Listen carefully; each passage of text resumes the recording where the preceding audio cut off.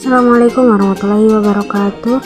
Halo semuanya, perkenalkan nama saya Dede Kamutiara Putri dengan nomor induk 22899 dan kini semester 1 Fakultas Ilmu Komunikasi di Universitas Putra Indonesia. Di sini saya akan menjelaskan apa itu komunikasi verbal, dan tujuan saya membuat video ini adalah untuk memenuhi tugas ujian akhir semester mata kuliah Ilmu Komunikasi. Tanpa banyak basa-basi, yuk kita simak saja langsung videonya. Apa sih itu komunikasi verbal? Menurut filosof Yunani ternama yaitu Aristoteles, mengungkapkan pemikiran terkenalnya bahwa manusia adalah John Politikon. Berarti manusia adalah makhluk yang dikontrakkan untuk hidup dalam kelompok masyarakat dan bergantung satu sama lain, yang artinya bahwa manusia adalah makhluk sosial yang saling membutuhkan satu dengan yang lainnya.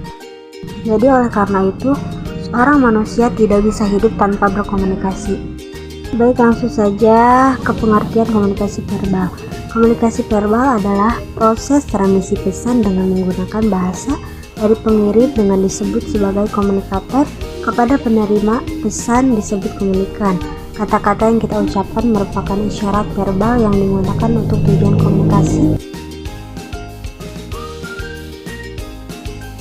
Komunikasi verbal sering dianggap sebagai bagian utama dari komunikasi, dikarenakan komunikasi verbal adalah komunikasi yang dilakukan secara langsung atau dengan tatap muka atau dengan cara berbicara dengan menggunakan bahasa masing-masing.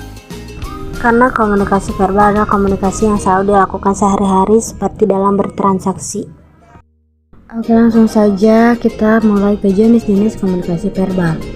Ada berapa sih jenis komunikasi verbal? Jenis komunikasi verbal terbagi menjadi dua. Yang pertama adalah membaca dan mendengarkan, yang kedua menulis dan berbicara.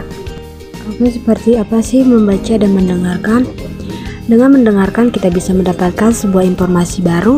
Begitu juga dengan membaca. Membaca juga menjadi salah satu cara untuk mendapatkan informasi, dan karena itu baik membaca maupun mendengar merupakan bagian dari komunikasi verbal.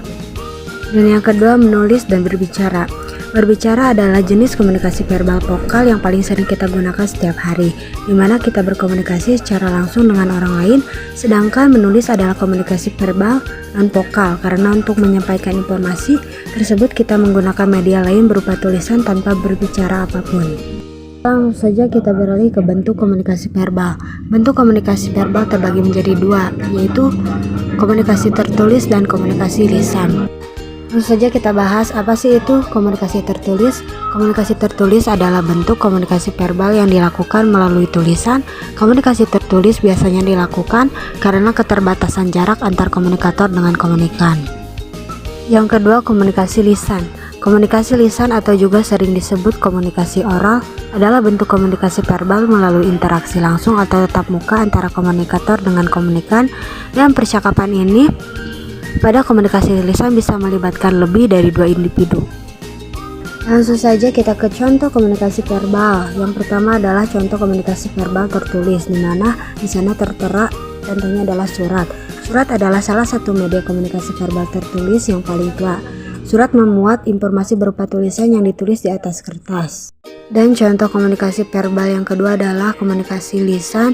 Di sana tertera pidato publik. Pidato publik adalah contoh dari komunikasi verbal lisan yang kerap dilakukan oleh komunikator yang mempunyai kedudukan penting. Contohnya seperti kepala sekolah yang sedang memberikan pidato kepada semua murid setiap hari Seninnya.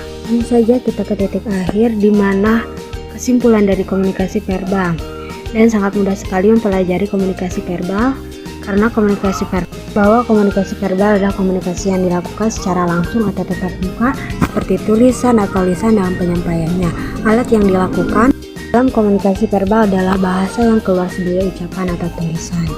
Mungkin hanya itu dari saya. Mohon maaf bila ada salah-salah kata. Kurang dan lebihnya mohon dimaafkan. See you next time. Wassalamualaikum warahmatullahi wabarakatuh.